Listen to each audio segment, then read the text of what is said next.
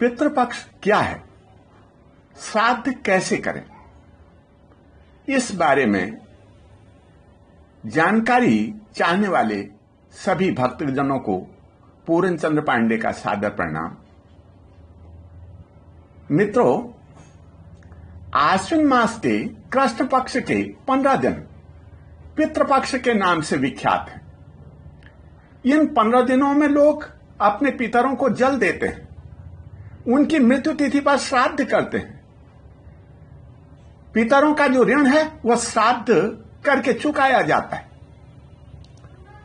वर्ष के किसी भी मास में किसी भी तिथि को स्वर्गवासी हुए पितरों के लिए पितृपक्ष की उसी तिथि को श्राद्ध किया जाता है।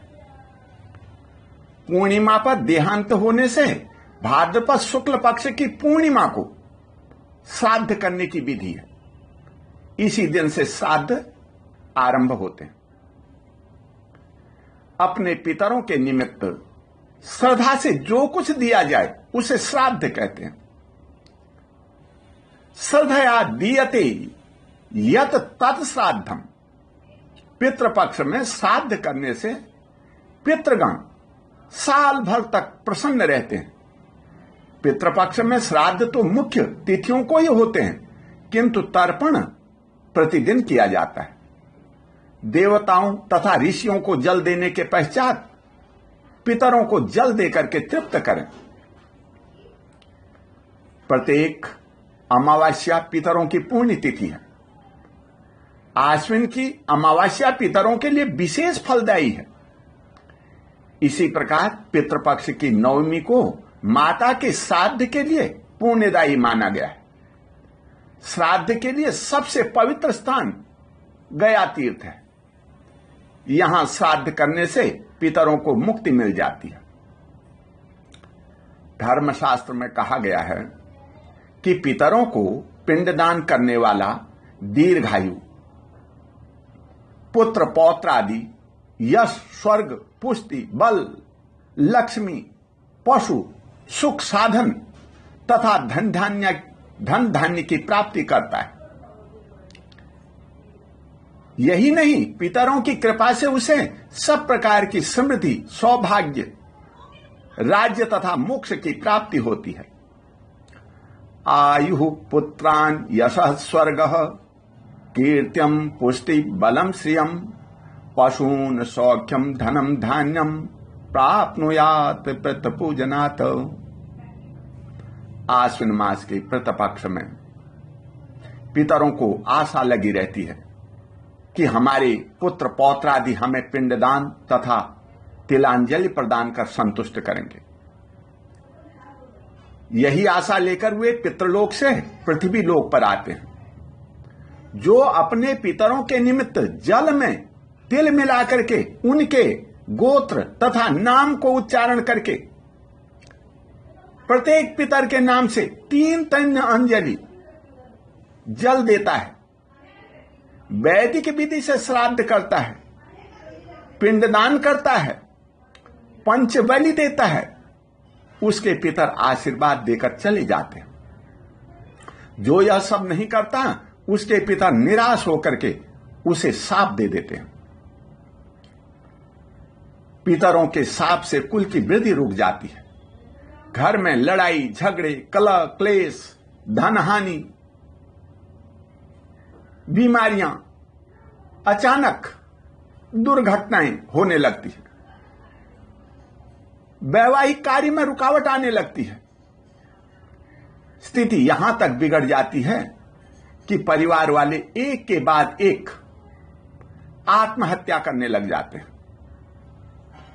जब तक गया श्राद्ध, गीता पाठ, गायत्री जाप तथा गंगा जी में जाकर के श्राद्ध संबंधी पूर्ण कर्म या नारायण बलि नहीं की जाती है, तब तक घर में अशांति बनी रहती है। बहुत से लोग इस पक्ष में श्राद्ध न करा करके केवल ब्राह्मण भोजन ही करा देते हैं। जहां तक संभव हो श्राद्ध कर्म अवश्य करना चाहिए। वेद पाठी ब्राह्मण को आमंत्रित करना चाहिए। निर्णय सिंधु के अनुसार श्राद्ध में आमंत्रित ब्राह्मण समस्त लक्षणों से संपन्न, विद्या, शील एवं सद्गुणों से संपन्न तथा तीनों पीढ़ियों से विख्यात होना चाहिए। सर्वलक्षण संयुक्ते विद्या शीलम गुणान्विते पुरुष प्रय विख्याते सर्वश्राद्धम प्रकल्पयेत। खनजो वा यदि वा कर्णुः धातुः पेश्यो अपि वा भवेत् हीनातिरिक्त गात्रो वः तमप्यन्न एद बुधः। इन सूत्रों में, मंत्रों में, शास्त्रों में कहा गया है, लंगड़ा, काना, दाता का दास, अंगहीन एवं अधिक अंग वाला ब्राह्मण श्राद्ध में निषिद्ध है। देव कार्य, पूजा पाठ आदि में ब्राह्मणों की परीक्षा न करें, किंतु पितृ कार्य में अवश्य करें। मनुष्य जिस अन्न को स्वयं भोजन करता है उसी अन्न से पितर और देवता भी तृप्त होते हैं। पकाया हुआ अथवा बिना पकाया हुआ अन्न प्रदान करके पुत्र अपने पितरों को तृप्त करे। श्राद्ध के निमित्त पाक तैयार होने पर एक थाली में 5 जगह थोड़े थोड़े सभी प्रकार के पाक परोसकर हाथ में जल, अक्षत, पुष्प लेकर पंचबलि दान का संकल्प करे। गोबलि, श्वान बलि, काक बलि, देवादि बलि, पिपीलिकादि बलि दे करके ब्राह्मण भोजन का संकल्प करे। ब्राह्मणों के पांव धोकर के भोजन कराए। यद फलम कपिलादानि कार्तिक्याम ज्येष्ठ पुष्करे तत्फलम पांडव श्रेष्ठ विप्राणाम पाद सेचने।